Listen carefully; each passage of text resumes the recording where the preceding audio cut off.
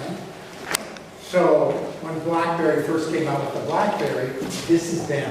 The market is huge. When Apple comes out with the iPhone, insofar as they're the producer of the iPhone, this is them. You know, they're not supplying the whole market, and they're not getting their price because they're the low-cost producer and dominate the whole market. They're because they're the only ones producing it, right, everybody? So, therefore, number one, before this game even starts today, you guys, when I do things to you, this is all there is to do. Number one, we need to know where MR equals MC. And I'm always going to give you this, which means, number one, you know where MC is.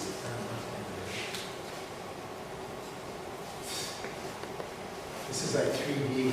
Nice. Okay. Someday when I'm really annoyed with you folks, I'll just start doing that and just screw up your eyes, exhaust you. And then in the last hour, you'll be totally out of it. Okay, so everybody, I'm going to ask you from now on, I'm going to give you an average cost function. I'm going to say, show me monopoly equilibrium. You're going to draw the marginal cost function through minimum average cost, unless it's a constant marginal cost function, which is possible. We'll talk about that in a minute. Secondly, what else do we need to know?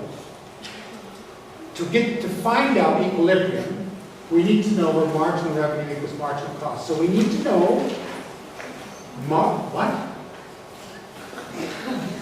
Demand function? We need to find out monopoly equilibrium output, we need to know Erica, marginal revenue. Well, it turns out we don't know marginal revenue because demand is downward sloping, right? Which means marginal revenue is not constant. As I say, now you think about this for a moment. In Canada, there's many wheat farmers. If I'm a wheat farmer, it doesn't matter. That's why I have that little example about elasticity in the notes, in the problem set. If I'm a wheat farmer, it doesn't matter whether I double my output or not. I have no effect on price. If I double my output from 10,000 bushels to 20,000 bushels of wheat in a year, so what? There's 1 billion bushels of wheat produced. Doesn't matter.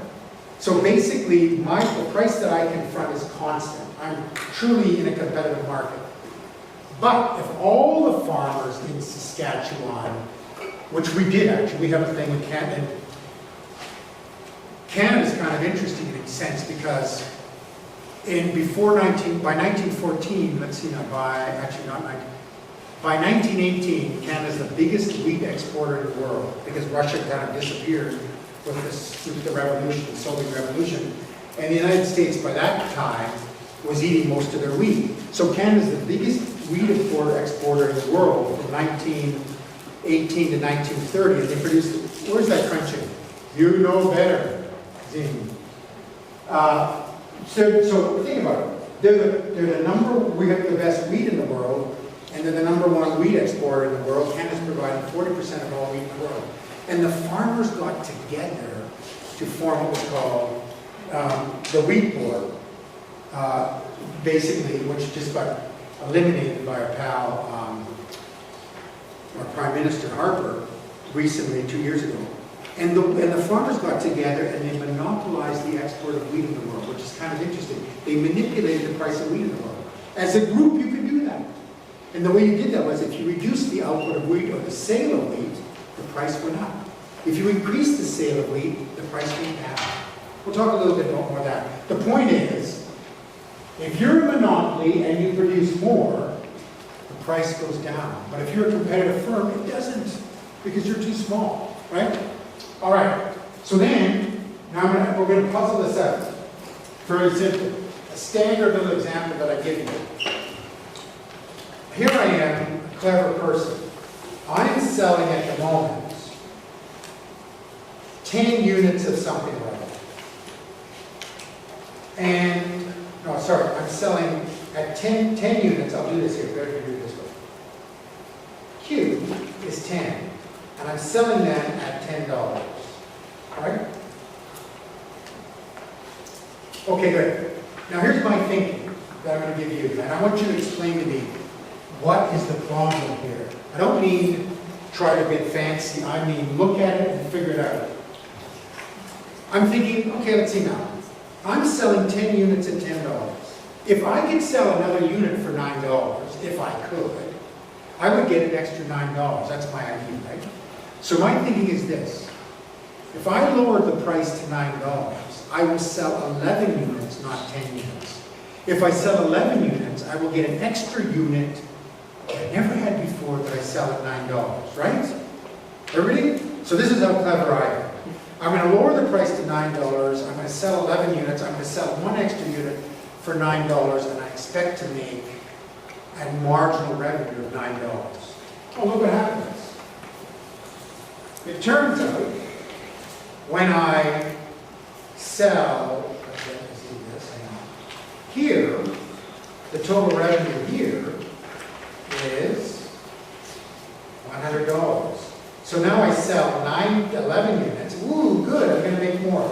At $9, and look what happens to me. I make $99, and in fact, the marginal revenue is -1. Yikes. I thought I was going to get an extra $9, and instead I end up with $1 less. Explain this to me. By looking at those numbers, tell me what happened.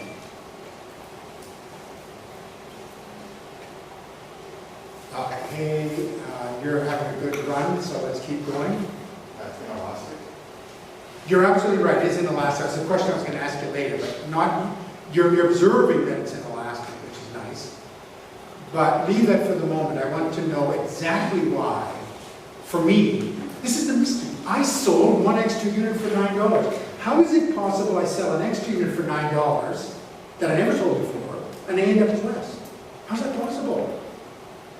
Well, how is it possible? Yeah, tell me. Because you lost $1 on each of the previous units. Yeah. Because, you'll notice, I lost $1 on every one of the previous units. I sold an extra one unit for $9. But to do so, I had to lower the price by $1 on all the other ones. Right? Already? So in fact, now this is the thing, you'll see this formally done in my notes. But essentially, marginal revenue is this. It is the marginal revenue of discrete numbers would be the new price, call it P1, plus the change, I'll use dP, dQ, like this.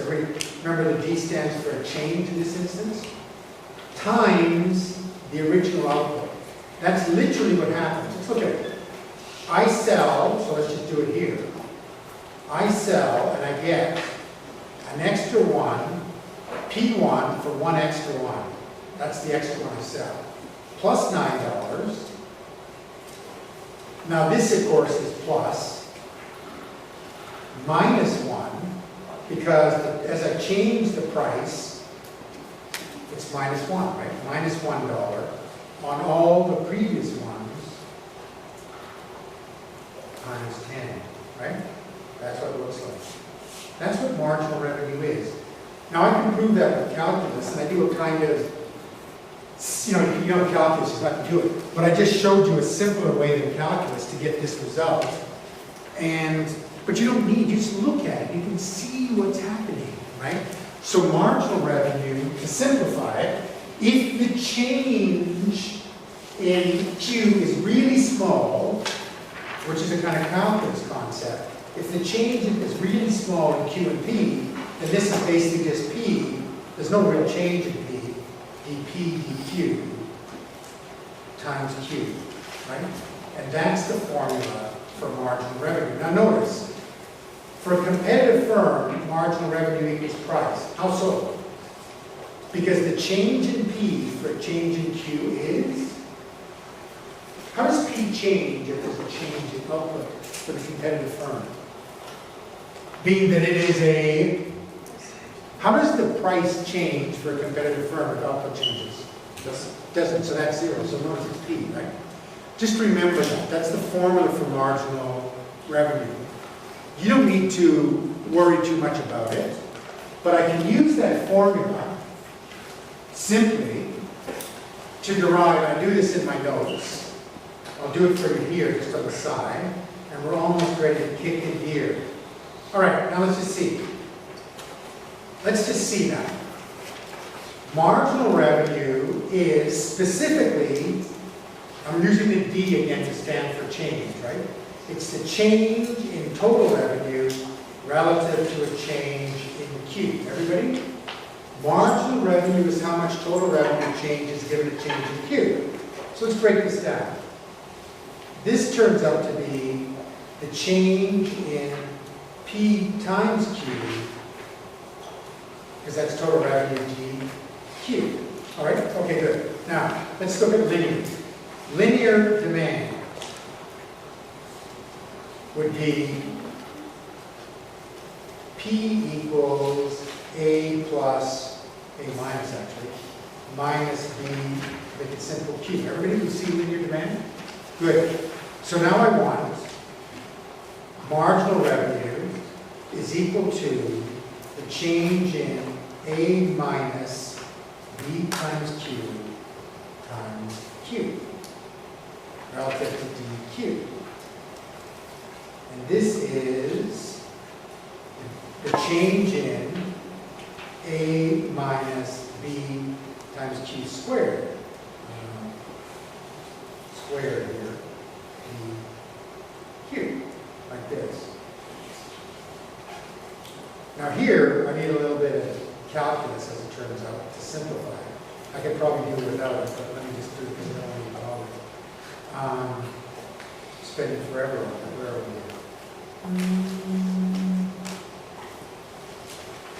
Here's the vital step. Those of you who know calculus would know what this is.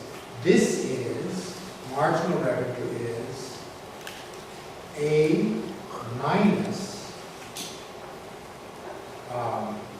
actually just right there, this is AQ, sorry. This is AQ multiplying out. Marginal revenue is then simply this A minus 2BQ. Right, everybody? Now, that's a calculus derivation, but the thing for you to notice is this. This is demand, A minus BQ. This is for linear demand. And this is marginal revenue. What do you notice is different between the two? Erica? Marginal revenue is twice as steep. Marginal revenue has twice the slope of demand. All right, nice to know. And from now on, I'm just going to be firing it at you when we do the second. I want to finish a little bit here.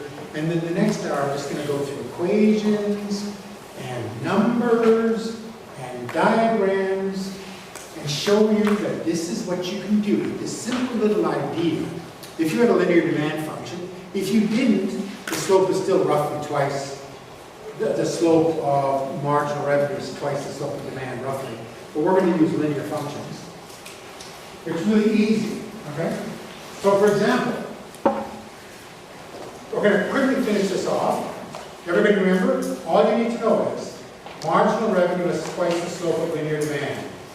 What does this mean for this? It means if this demand curve, I don't often draw it all the way to the point there, the new marginal revenue has twice the slope of demand. Now here's the interesting thing. What that means, and by the way, you know that by the way. I want to draw from this point right here, stop all that thinking totally. Now suppose you were in desperate, I've said to you, your life is on the line. I want to know where marginal revenue is zero. I want to know where marginal revenue is zero for a linear demand function.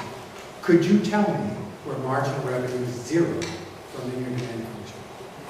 Now it turns out all of you could. Let's figure it out. Marginal revenue is that point where there's no change in being zero. Is that point where there's no change in total revenue, right? If marginal revenue is zero, there is no change in total revenue, correct? Is that correct or not? Yes, it is. Where on a linear demand function is there no change in total revenue? There is to the rescue. Normally we don't hear from the back at all, but now there's a tremendous roar from these guys. In the middle, so you already knew this, right? Total revenue is at a maximum, and as you know, when you're at the top of a hill, if you're climbing Mount Everest, one step up, one step down. No change in marginal revenue, right? Everywhere else, it's either going up or going down. So this is what marginal revenue looks like for a linear demand function. It cuts right in the middle. Now, we're not going to bother drawing this part here. I'll draw it right now for fun. But notice, marginal revenue is always greater than 0 so long as there's an increase in total revenue, which there is until you reach the midpoint. Beyond the midpoint, as you move in this direction, any further output decreases total revenue, as you know. So we would have, as I say right here, I'll do this. I don't want this to be the same, so I'm going to draw this out of there. Notice it's got nothing to do with average cost, everybody. Right in the middle, elasticity, I'll just put it like this, E equals 1, which implies total revenue max, which implies marginal revenue equals 0. So another thing, in the diagram, it turns out this marginal revenue has twice the slope of demand. But what that also means is, at any given price, marginal revenue is for price and price and marginal revenue are the same. The quantity for marginal revenue is half that of the quantity of demand. So right here, this bisects. This is equal to this. Everybody? Good. Now then, you're ready. On the board, show me monopoly output, profit maximizing monopoly output. See it on the board and tell me where it is. Pretty simple. Yeah, Erica. Where MC, right here, at this output, which is pretty clear, right, not here, that would be a screw up, right there. All right, that being, this is monopoly output. Now what is the price? Here's a potential mistake. People would think that the price is right here. No, it's not here.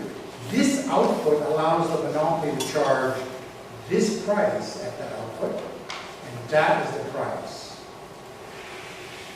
All right? So first the monopoly output, then from the demand function, the monopoly price, and then from the average cost function, right there, there's the average cost function, average cost, and then economic profit amounts. Ding, ding, ding, ding, ding. So all we needed to know today is what marginal revenue looks like for a monopolist. And it's P plus the change in Q divided by change of P divided by change of Q times Q, which we probably don't really need and I wouldn't use very much, but we do need marginal revenue has twice the slope of the demand function if demand is linear. Okay, get out your calculators.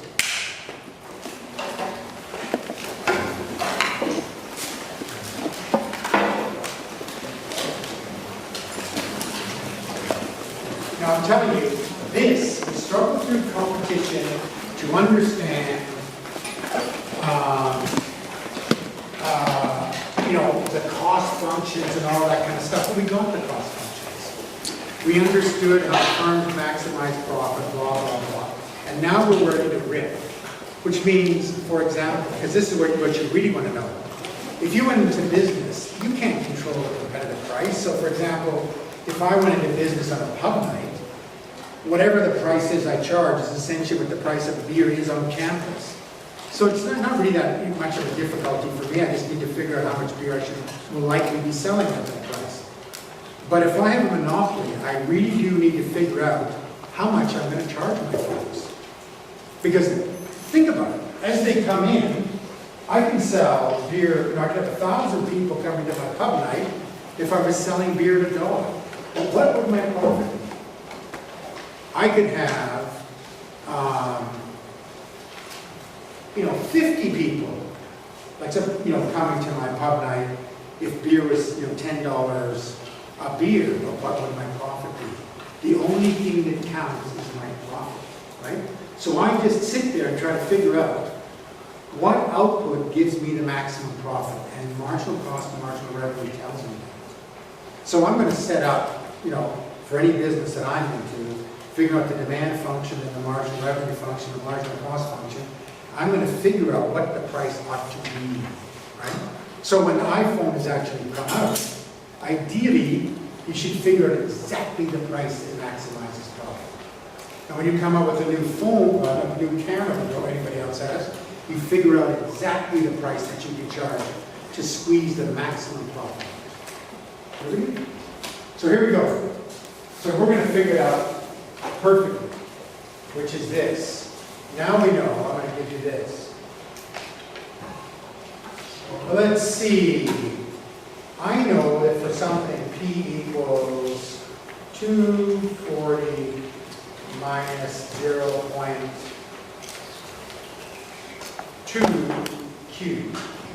And P equals, let's say, I'll say 60 plus 0.1 Q. Okay, everybody? Now let's see, let's have competitive equilibrium. Let's see how fast you guys can do this. Competitive equilibrium. Give me an answer. Q. 240. Well, let's just 240 minus 0.2 Q. I still haven't got an answer for you guys. Plus 0.1 Q. Therefore, Q equals what? 600. What is it? What'd you say? 600, good. You can see it's 180 divided by 0.3, 80 divided by 3 is 6, and you add on 0, 600. And P is 120. 240 minus 0.2 times 600, which is equal to 120, and that's the same as 60 plus 0.1 times 600. Beautiful. Let's have monopoly equilibrium. Q. Just as easy, let's have it.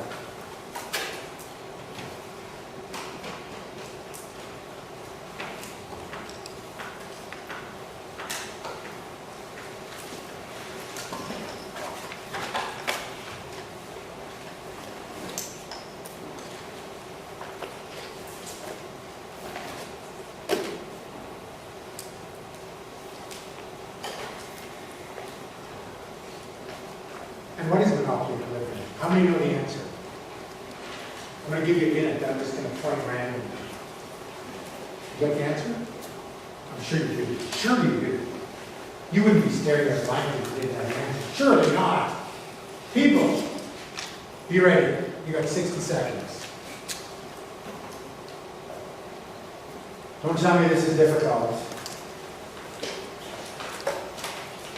Marginal revenue is marginal.